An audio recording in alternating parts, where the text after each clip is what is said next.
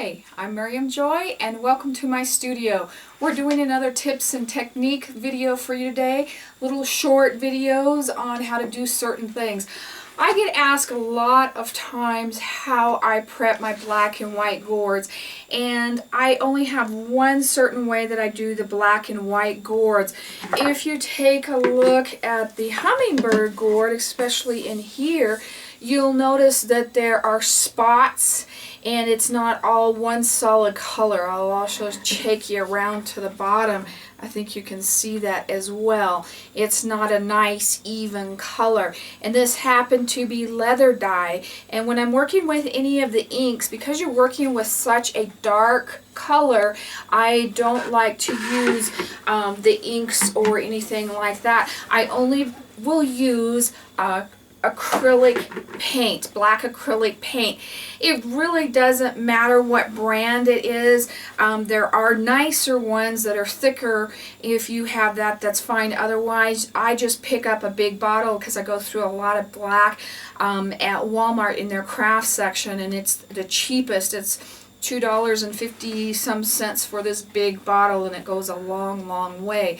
So the first thing I do when I do my black and white gourds is I cut them, and I'm always getting asked what I do on the inside. I simply take my 98-cent, again Walmart, and they need to put me on their payroll, and I just take it and I spray it inside. This is one of those few times where you're actually not far away, you're inside, because it's such an absorbent area and you're not worried about it being so exact. If you have it out further, that's when you're going to get your spray off, and you don't want that. So just put that in there and spray that, and then you can come in here and your rim, never try to spray that. Always do that with your black acrylic paint.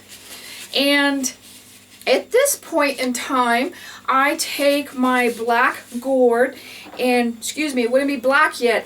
I just take my acrylic paint and a big brush. This is a 3/4, and I just base coat it. It takes 2 coats and it dries pretty fast. So just base coat it till you can't see any lines. It's all nice and smooth, one even color.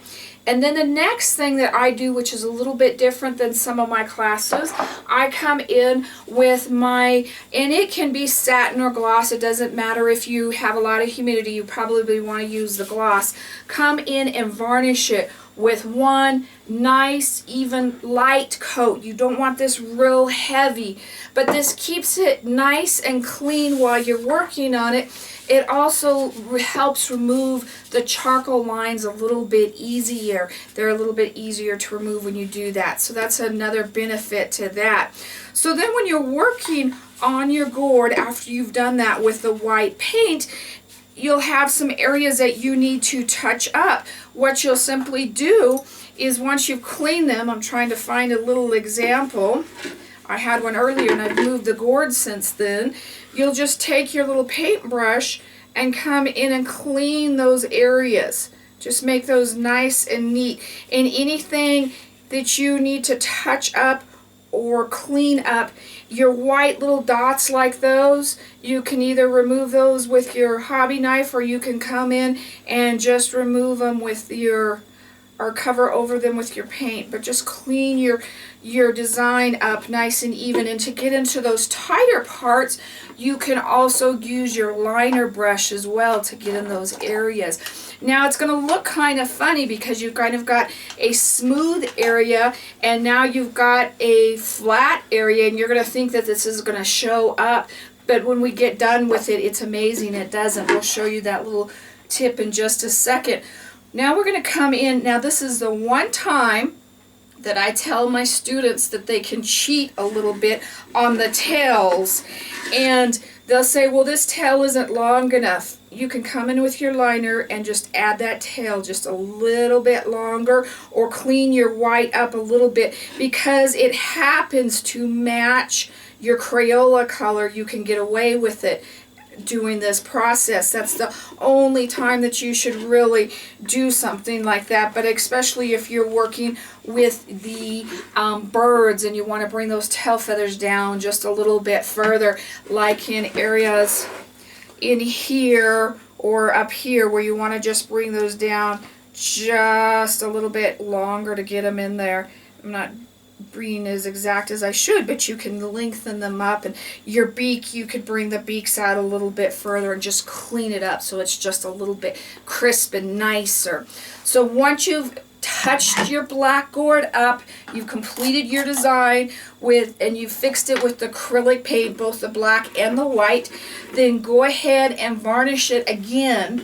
And when I'm working in class, you guys have probably all had this speech, I use the gloss because of the humidity purposes, and I usually, when it's dry, will go back over it with the triple thick clear glaze, which you can see this one is done in the triple thick, and you can see how much shinier it is and everything.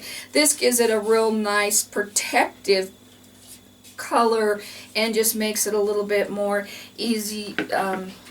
It protects it a little bit more nicely than just the gloss. And once you do that, all of these areas that we have painted, and they notice them, they'll just blend right in and you won't see any spots or anything again, and it'll be nice and clean and fresh. And don't forget to check your bottom of your gourd if you picked up any other colors as well. You want to make sure that you either paint over them or remove them before you varnish it.